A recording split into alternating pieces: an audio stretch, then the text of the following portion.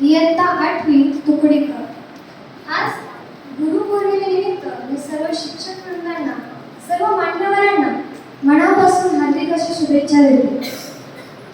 या ठिकाणी असलेल्या आमच्या शाळेचे म्हणजे लना शाळेचे मुख्याध्यापक माननीय श्री पाटील सर, उपमुख्याध्यापक श्री देडे सर, पर्यवेक्षक मराठ सर, तसेच या ठिकाणी आलेले मान्यवर, आता एवढ्यांची नावं काय मला माहीत नाही, परंतु या ठिकाणी आलेले मान्यवर आणि सर्व शिक्षक वृंद. खरं तर शिक्षकांची नावं मला ज्ञात आहे, परंतु वेळेअभावी मी तुमचा नामोल्लेख करू शकत नाही. त्याबद्दल मी सुरुवातीलाच हात जोडून माफी मागते आणि माझ्या भाषणास सुरुवात करते.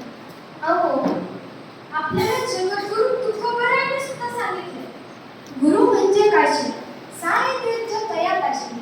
तुका म्हणे ऐसे गुरु, चरण त्यांचे दरही. म्हणजे किती गुरुचं मोठेपण. तुकाराम महाराज म्हणतात, अहो सारे तीर्थ हे एका गुरुच्या चरणापाशी असतात. एवढे मोठे, एवढे श्रेष्ठ हे गुरु. आणि मग जर त्यांनी काय आपल्याला बोललं, राखवलं, तर आपण त्याचा राग केला पाहिजे का वाटत नाही? तर नाही.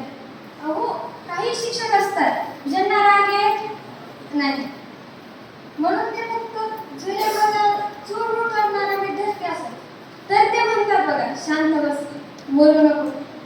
थोडे रागीट शिक्षक असतात तर ते म्हणतात, सांगितलेलं कळत नाही, दोनदा सांगावं. हा म्हणजे असं.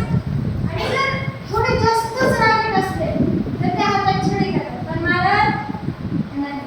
परंतु जर लईच रागीट शिक्षक असतात तर ते छडी घेतात आणि राग दिशेने मारतात.